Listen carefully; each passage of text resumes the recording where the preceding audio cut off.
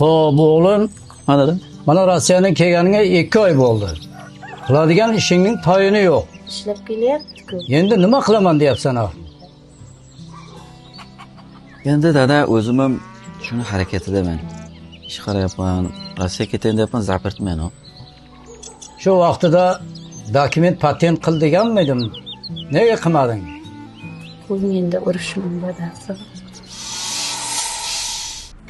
Dokument olgani bormadingmi sen? Uydagilarga pul zarur ekan. Uyga talab berdim. Dokumentni qilish kerak edi birinchi uchratda. Dokumentsiz qanaqa yurasan? Onamning mazasi yo'q. Dokument puli ketdi. Har yog'i endi bir sap bo'ladi. Yaxshi ish qilmabsan.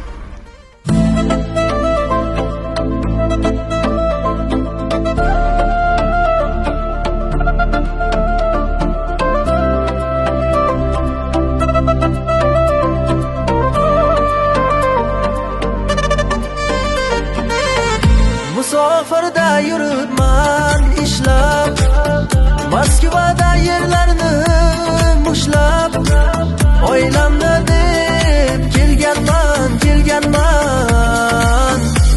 qattiq nonlarni tishlab, ota-onam qo'ng'iroq qilar, omonmisan jonim bolam deb, sog'inib tunda bag'rim tilar, sen o'zing bir olam deb, bo'lam deb. Bir yil bo'ldi ko'rmadim, qishloqni. Bir yil bo'ldi ko'rmadim, sog'indim-da qishloqni.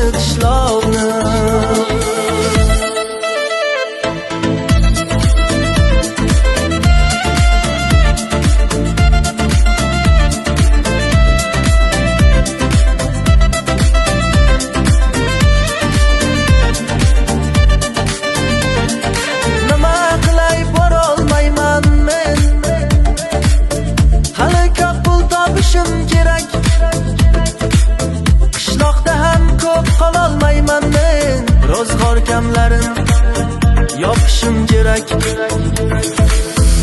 Musofirda yuribman ishlab, Moskvada yerlarni mushlab, oilamni deb kelganman,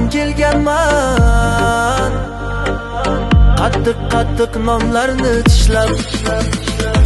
Bir yil bo'ldi ko'rmadim, qishloqni.